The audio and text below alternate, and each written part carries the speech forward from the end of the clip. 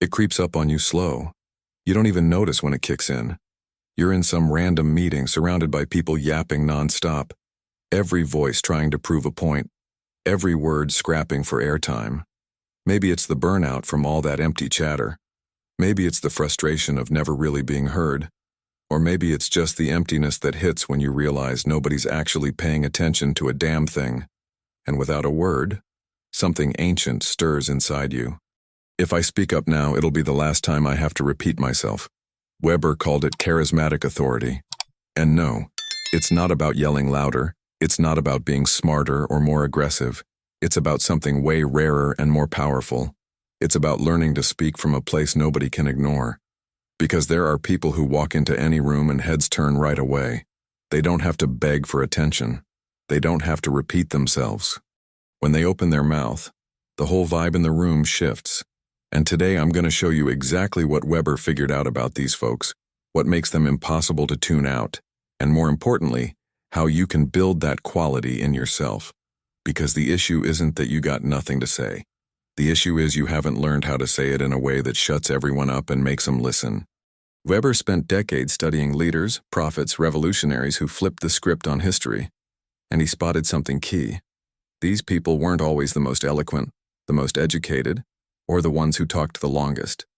They had what Weber called genuine charisma. This almost magnetic quality that made their words hit with a weight that went beyond the straight-up logic of what they were saying. It wasn't manipulation. It wasn't a show. It was an authenticity so deep it cut through all the social walls people usually put up. Weber saw that real charismatic leaders spoke from a place of total conviction, not because they were cocky, but because they'd fully integrated what they said with who they were. There was no gap between their words and their core. And people feel that. They feel when someone's speaking for real and when they're just regurgitating canned lines. You ever notice how most conversations are just noise dressed up as talk? People yap to fill the silence, to flex their smarts, to prove they're there. They talk because they're scared of what quiet reveals.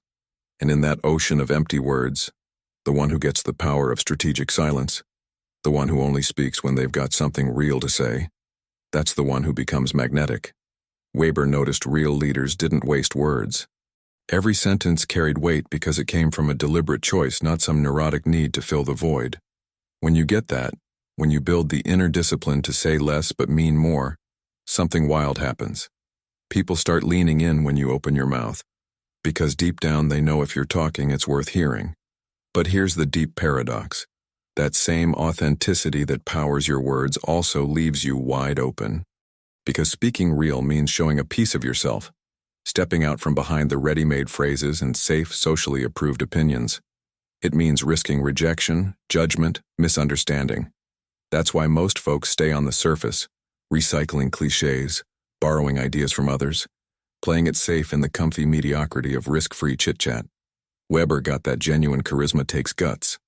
Not the loudmouth guts of interrupting and shouting over people, but the quiet courage to say something true even knowing it might get twisted, shot down, or come at you. And ironically, it's that willingness to risk that creates the magnetic field around certain people. Weber nailed down 3 basic types of authority in human society. The first is traditional authority, rooted in custom, inherited hierarchy, the whole, that's how it's always been, so it'll stay that way. Kings, priests, patriarchs who get power just from their spot in old-school structures. The second is rational legal authority, based on rules, procedures, technical know-how. The manager who calls shots because the org chart says so, the judge with power because the law backs it. But the third kind, the one Weber saw as rarest and most game-changing, was charismatic authority. It doesn't come from tradition, doesn't come from a formal title.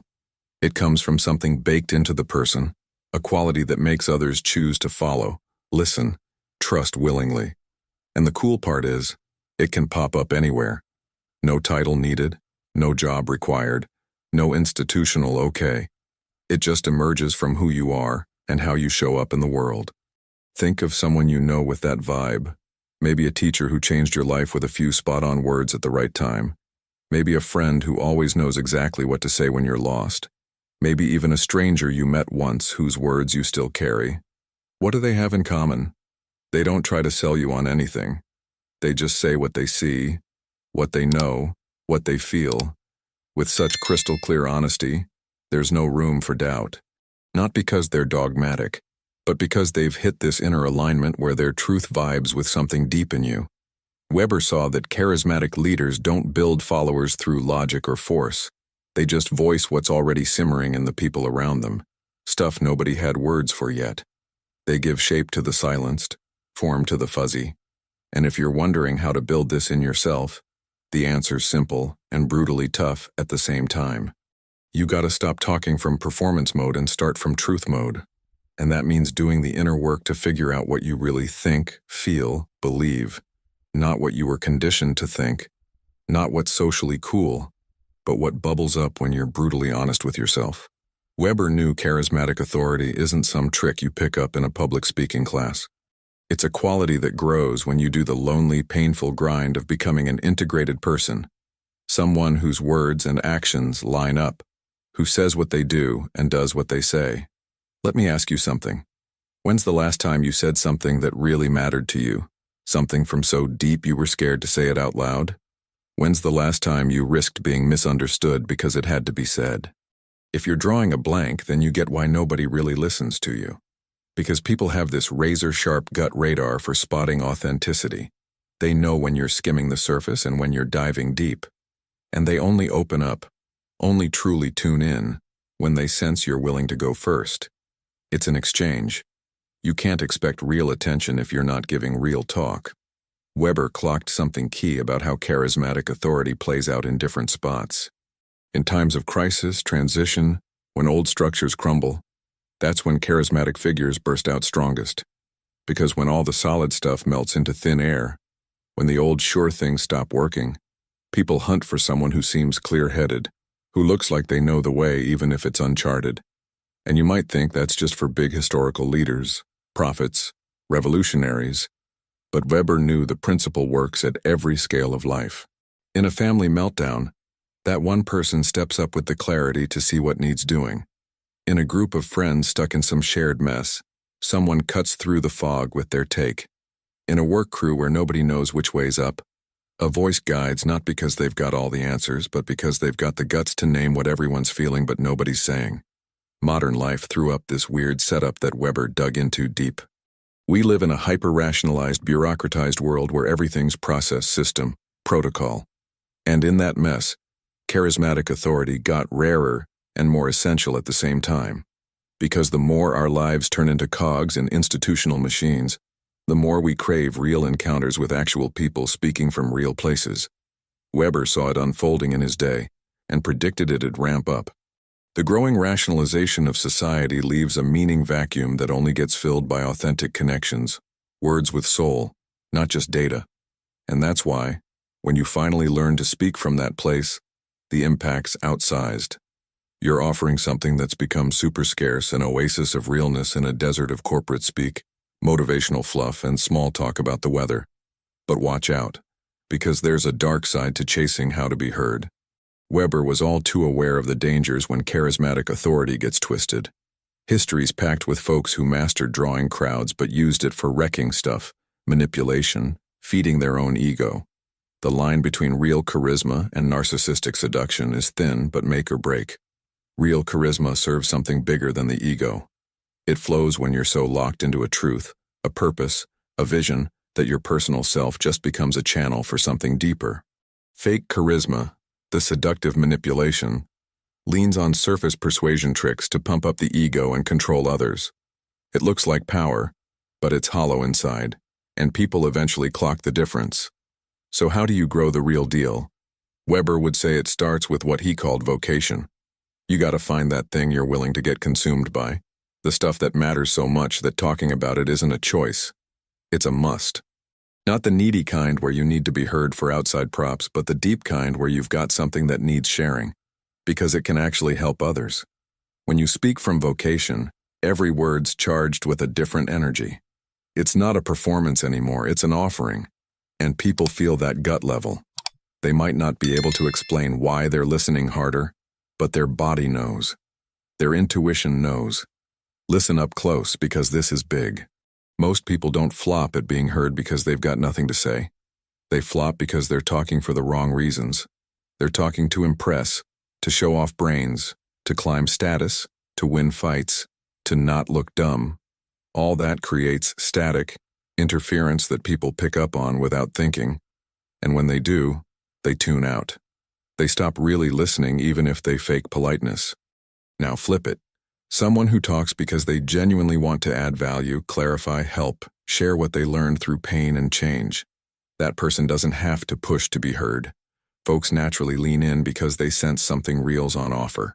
Weber got that there are different flavors of charismatic communicators and you gotta find your authentic one.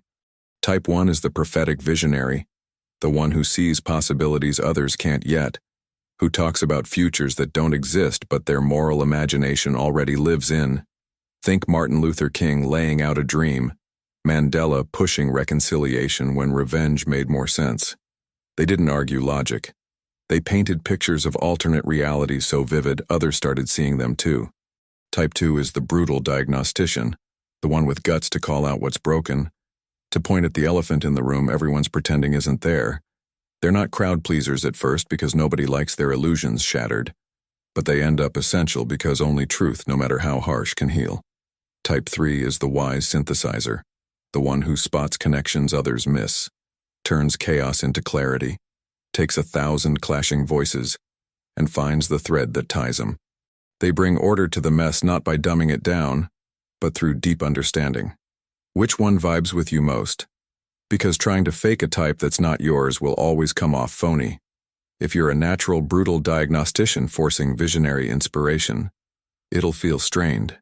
If you're a wise synthesizer playing provocateur, it'll ring artificial. Weber stressed that real charismatic authority only blooms when you're true to your core nature, not mimicking someone else's style. So part of the work is discovery. You gotta watch the moments when people naturally hang on your words. What were you saying? Where were you coming from? What was the tone, the rhythm, the energy? Those are clues to your natural comms power. But there's a huge trap here that needs calling out. The first trap is mixing up confidence with arrogance. Lots of folks, when they start building authority in their talk, slide into superiority, talking down, acting like they've got it all figured. That kills charisma on the spot. Because real charisma comes with deep humility, owning that you're a seeker too, still learning. Your truth's always partial and up for grabs. Weber saw the most powerful charismatic leaders kept this openness, even vulnerability that made them human to everyone else. They didn't pretend to know it all. They just shared what they'd uncovered along the way. The second trap is getting hooked on outside validation.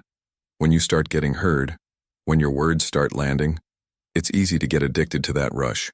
You talk more, chase bigger stages, more spotlight. And sneaky-like, without noticing, you shift from truth talk to keeping the validation flowing. Weber warned about this pitfall. He saw how charismatic leaders could get corrupted by the power they built, starting to serve their need for worship instead of the mission that called them first. If you catch this in yourself, the fix is simple, but tough. Get back to silence. Spend time alone, no audience, no pats on the back, reconnecting to why you started talking in the first place. The third trap is thinking you need some world-shaking message to change everything. Truth is, deep impact often hits small scale, in one-on-one talks, in moments of full presence with someone who needs to be seen. Weber didn't just study big historical hotshots. He knew charismatic authority works at every level of human interaction. The dad who says the exact right thing to his kid in a crisis. The friend who lovingly calls you out when no one else will. The teacher who spots potential in a kid everyone wrote off and shares that vision in a way that flips a life. These are all charismatic authority in action, and maybe the most vital because they happen where life really goes down. So let's get practical. How do you build this for real? Step 1. Radical honesty with yourself. Stop bullshitting about who you are, what you really think, what you truly want. Carve out time in quiet, writing, reflecting, grilling all the stories you tell yourself. Because as long as you're skimming the surface, performing some polished version of who you think you should be, your words won't carry weight. Weber knew charismatic authority demands brutal self-knowledge, the kind that only comes from painful showdowns with your shadows, contradictions, comfy lies. Step 2. Build courage to stay quiet when everyone's blabbing. Practice strategic silence on purpose. Notice how often you talk just to fill dead air. Prove you're there. Avoid looking opinionless. Start letting those moments slide by in silence. Just listen. Watch. And when you do speak, make it because you've got something worth saying. At first it'll feel awkward. You'll feel the social pressure to toss in some comment, some shallow take, push back. Because every time you do, you're training your nervous system to handle silence discomfort, and that lays the groundwork for way stronger talk when you break it. Step 3. Speak from lived experience, not abstractions. People don't connect with theories, ideologies, floating ideas. They connect with concrete stories, sensory details, the grit of real life. When you're about to drop something big, don't lead with big picture stuff. Start with a specific scene, a pinpoint moment, something that happened to you or you saw that nails the heart of what you're getting at. Weber noted prophets and charismatic leaders through history always used parables, stories, vivid images. Not by chance. It's because the human brain's wired for narratives. Feed people a story, and you tap deeper attention than any logic bomb ever could. Step 4, maybe the toughest. Build conviction without dogma. Know what you know, root in your truths, ready to stand by them if pushed. But keep space to be wrong, to learn, to grow. That balance is what Weber saw in the most mature, charismatic leaders. They had backbone, not swayed by every popular breeze. But they weren't rigid, didn't mistake their current truths for capital T truth. They held what he called provisional certainty, solid enough for direction, flexible enough to course correct with new info. Weber knew we live in a skeptical age, where any strong claim gets torn apart, mocked, relativized right away. And in that setup, the person with guts to say, "This is what I believe, this is what I saw, this is what my experience taught me," without hiding behind protective irony or defensive relativism, that person stands out sharp. Not because they're trying to, but because they're willing to be seen. And being truly seen is what we all crave and fear most. That's why most stay invisible, shielded by layers of carefully crafted social presentation. But you can't make real waves from hiding. You gotta step out and risk being misunderstood, judged, rejected. Let me tell you something nobody says about building charismatic presence. It's lonely. Because the more authentic you get, the more you see how many around you are living in performances, masks, edited selves. And you can't play those games anymore. You can't do surface chit-chat without it hurting. You can't fake interest in stuff that doesn't move you. And that means a lot of old connections fade. People who stuck around before drift because your realness makes them uneasy. Not because you're wrong, but because you're done with the collective fake-out. And when you stop playing along, you hold up a mirror they don't want to face. Weber got this. He saw how charismatic leaders often got hounded, exiled, killed, not just for threatening outer power structures, but for busting the comfy illusions people held about themselves and the world. But here's the freeing truth. On the other side of that temporary loneliness, you find your real tribe. People on the same authenticity path spot you right away. There's this vibe in the presence, the look, the way of talking that signals I'm doing this work too. And when those folks connect, it's instant and deep. No small talk warm-ups, no social rituals. You jump straight to what matters because you both get that time's too precious for fluff. Weber called it the charismatic community, the circles that form naturally around authentic people. Not followers in the passive fanboy sense. Partners on the path who see in you someone pointing the way they want to go too. And the more you speak from that true place, the more you uncover something wild. You don't have to convince anybody of squat. Because when you're aligned, when your words flow from deep integration, they just resonate with those ready to hear. And those not ready, no amount of smooth talk will flip them. Weber saw it clear. Charismatic authority doesn't work through rational persuasion. It works through resonance. You say something that nails what another's already feeling but couldn't put words to. And in that recognition moment, a bridge builds. Trust forms. Transformation cracks open. The big modern myth is, you need millions of followers, massive platforms, viral reach to make a dent.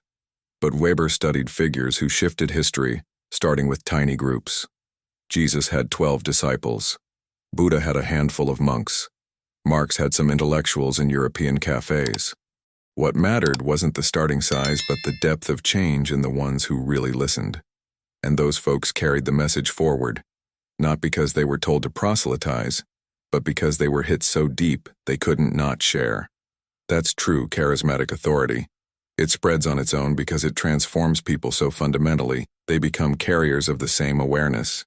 So maybe the question isn't how do I get everybody to listen, but how do I make sure those who need to hear me find me? And the answer is, you speak your deepest truth straight up. No watering down, no tweaks for easy swallowing, no compromises for wider buy-in. Yeah, that means lots will ignore you, disagree, even come at you. But it also means those for whom your words are medicine will find you like drawn by some invisible magnet. Weber believed this hard. He saw that in a world of confusion and noise, people desperate for clarity develop this almost spooky intuition to spot it when it shows. Here's something you gotta get about why most folks fail at building real authority in their talk. It's not lack of technique, not lack of info. It's fear. Gut-level fear of rejection if they show who they really are. So they build palatable versions of themselves, say stuff they know will land safe, perform opinions that get social thumbs up. Result? Total invisibility. Because in a sea of acceptable noise, nobody stands out. Everybody blends into bland comms mush. Weber saw this on a massive scale with what he called the bureaucratization of modern life. Everyone started talking corporate lingo, pro-jargon, canned phrases that say zilch real.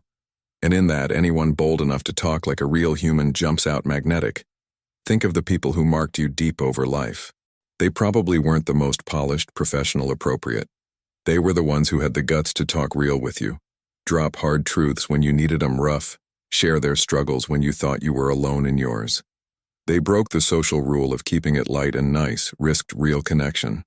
And you never forgot. Because real encounters are rare. When they hit, they stick forever. Weber knew these are the interactions that shift paths. Not inspirational speeches to thousands, but true talks between two humans where masks drop and something essential gets seen. Now maybe you're thinking, but I'm no leader, no prophet, nobody special. And that's the core mistake. Weber wasn't talking about some elite human class.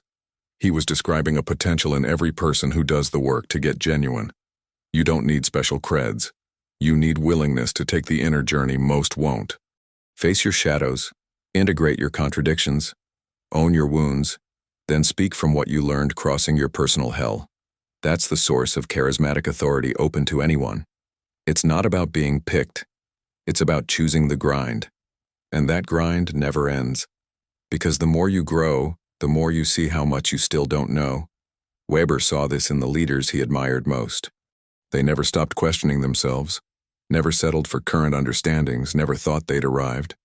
They kept a perpetual hunger for more truth, clarity, depth, and that hunger kept their charisma alive. Because when you stop growing, when you think you know enough, your talk goes stale fast. People feel it. They sense when you're recycling stuff that doesn't fire you up anymore, living in old insights instead of fresh discovery. I'll give you a concrete practice that'll flip your ability to be heard. Before any big talk, meeting, moment where you'll speak, take a few minutes in total quiet. No phone check, no rehearsing lines. Just sit, breathe, connect to why you're about to talk. What's the real intent? Feed the ego or the truth? Impress or contribute? Grab something or give? If you spot ego creeping in, cool. Just notice and deliberately shift to a cleaner intent. That little ritual shifts your energy in a way people pick up without knowing. They feel when you show up centered versus scattered and needy. Weber spent years on rituals from different cultures and religions, and he got that their deep job was this inner prep. Before big moments, people did stuff to snap out of autopilot and into expanded presence. They fasted, meditated, prayed, chanted, and it made a noticeable difference in how they showed up. You don't need fancy rituals. Just a few minutes of conscious shift from doing mode to being mode. Because charismatic authority doesn't come from doing, it comes from being. From who you are when you open your mouth. Another killer practice. Talk to one person at a time, even in a group. Pick a face in the crowd and aim your words at that one human like no one's else there. Don't sweep the room with eyes that land nowhere. Pick someone, talk to them direct. Then after a bit, pick another. Keep it going. What happens is everyone you pick feels that one-on-one link, and the whole room catches the presence you're bringing. Weber saw great speakers did this on instinct. They built thousands of individual connections instead of aiming at a faceless blob. And hear this close because it could change everything. The words you pick matter less than the vibe you carry when you say them. You can drop something profound with scattered energy and nobody remembers. Say something simple with full presence and you transform someone. Vibe's the woo-woo term. Science might call it psychophysiological coherence, the sync between what you feel, think, express. When it's synced, there's power. When it's off, when you're saying one thing but feeling another, people catch the discord and check out. Weber didn't use that lingo, but he got the idea. He saw charismatic leaders had this integrity, not moral, but integrated, whole, when they showed up. You know when you're with someone and it feels like only half of them is there? Body's present but mind's elsewhere, or face smiles but eyes are dead. You feel it and your attention drops because you know you're not getting the full person. Now picture the opposite. You're with someone and every bit of them is there. When they look at you, you're truly seen. When they talk, you're truly talked to. That's hypnotic. It creates this encounter quality, so rare, you remember it forever. And the beautiful part is it's no born talent, it's practice. It's choosing over and over to bring your whole self to the moment, pull back your scattered focus and zero it on the here and now. Weber had this phrase that nails it all, even though he said it in another context. He called vocation the thing that won't leave you alone, that calls so loud you can't ignore it, the thing you're willing to sacrifice everything for. And when you speak from your vocation, from that genuine passion that burns you up, you don't have to try to be interesting. You're automatically magnetic. Because real passion's the most pulling thing out there. Not the fake performed kind, not manufactured hype, but that inner fire that burns because it has to. Find that in you. Find what you could talk about for hours without tiring, what wakes you at night with breakthroughs, what you do unpaid and unseen. And talk about it. Because when you do, you're speaking from your core, and people spot truth when it comes from the center. But there's one last hurdle to name. You can do all this work, build all this authenticity, and still freeze up from fear of being truly seen. Because being seen for real is terrifying. It means no more hiding. It means judgment, criticism, misreads. And part of you would rather stay small and safe than big and exposed. Weber understood that fear deep. He saw how even those with powerful messages often self-sabotaged their reach because subconsciously, they dreaded the visibility that came with impact. If that hits home, you gotta make peace with attacks being part of the deal. Anyone saying something real, standing out from the collective meh, gets targeted. Not for being wrong, but for shaking the comfort zone most pick. And you decide if fear of attack outweighs the fire of what you've got to say. If it does, fine. But don't gripe about not being heard. You're choosing your own quiet. If you've decided to really do this work, to build your authentic voice and claim your natural charismatic authority, know it's a journey, not a finish line. You don't hit a point where you're set. You practice daily. Practice talking less. Practice total presence. Practice brutal honesty with yourself. Practice courage to be misunderstood. Some days you'll crash hard. You'll talk from impure spots. Chase outside approval, perform instead of be real. That's okay. The diff with charismatic folks isn't they never slip. It's they notice when they do and reset. They've got this inner commitment to authenticity stronger than any quick hit of approval. And that commitment only toughens with steady practice. Weber believed every historical era calls for its own flavor of charismatic leadership. And I think ours needs the kind that rises from regular people doing the extraordinary work of getting genuine. We don't need more gurus on pedestals. We need real folks in real trenches, living real lives with the guts to share what they're learning along the way. We need voices that remind us struggle isn't sickness, doubt isn't weakness. Not having answers can be more honest than faking certainty. We need someone to say, I'm scared too, I don't know either, I'm figuring it out, but here's what I've seen so far and maybe it helps you. That's charismatic leadership for uncertain times. Not the fake certainty of the demagogue, but the humble courage of someone a few steps ahead on the trail, willing to share the rough map they've sketched. Remember that meeting where everyone was talking but saying jack? Remember the emptiness you felt? The exhaustion from all that noise with no meat? Remember thinking if I speak now, it'll be the last time I gotta repeat myself? That moment wasn't about learning speech tricks. It was about deciding inside to quit playing along with empty talk and start speaking from the core. It was owning you got something true to say, and keeping it bottled helps nobody, especially not you. And maybe you've taken those first steps. Maybe you've started talking less but packing more punch. Maybe you felt that shift when you dropped something real and the room's attention changed. Maybe deep down, you know you've got authority. You just need the guts to own it.